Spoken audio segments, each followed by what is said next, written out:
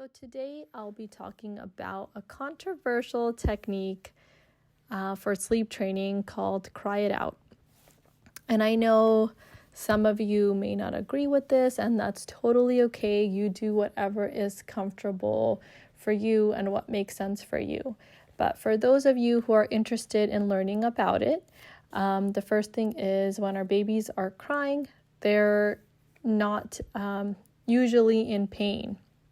You know, if they're fed, they're not gassy, they've burped, they're changed, they're, all their basic needs have been met, and they're just crying to sleep.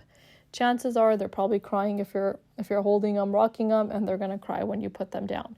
So when you sleep train, your baby should be at the age where they no longer need to be fed at night and they can sleep through the night. So, you can decide whenever you feel like that's comfortable, at least a couple months old is usually how old the baby has to be in order to really not be fed throughout the night. And every baby's different because some babies are just hungrier. Sometimes boys are more hungrier than girls. And, so you would, want to consult with your doctor and, make sure that your baby's, has a right amount of weight gain and all that kind of stuff. But I'm just going to tell you how to do the technique, and then you can figure out if it's something that you want to do, you want to try, and if your baby's at the right age for it.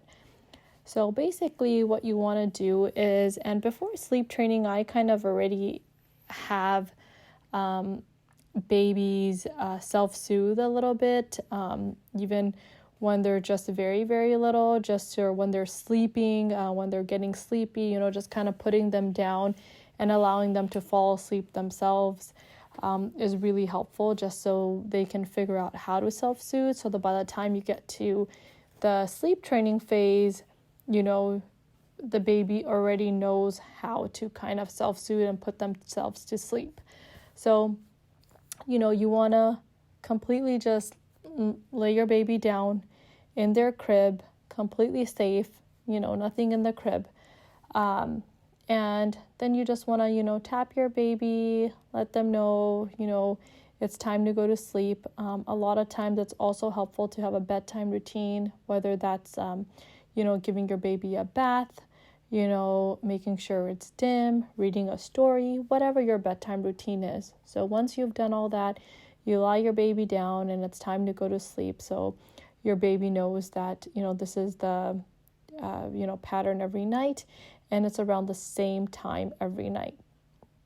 Then you go ahead and leave. Your baby's going to cry. Maybe the first night your baby might cry for 45 minutes.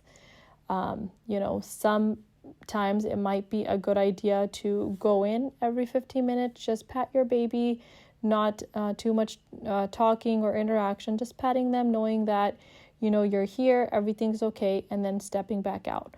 For some babies, that makes it harder because they feel that, it was almost like they had your attention and then you took it away.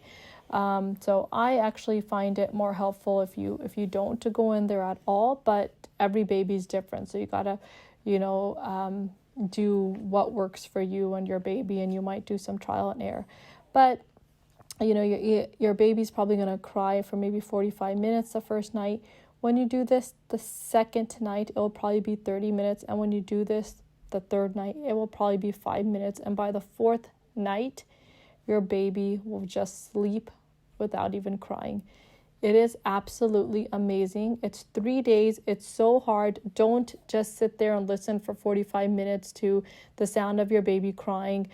Go do something else, watch some TV, wash the dishes, do what you gotta do, and then just check up on your baby every so often, with your video monitor, and to just make sure that your baby is okay, and that you just if you stare at the monitor the entire time and you look at the time the entire time, every minute is going to feel like eternity. So don't do that to yourself. Don't torture yourself.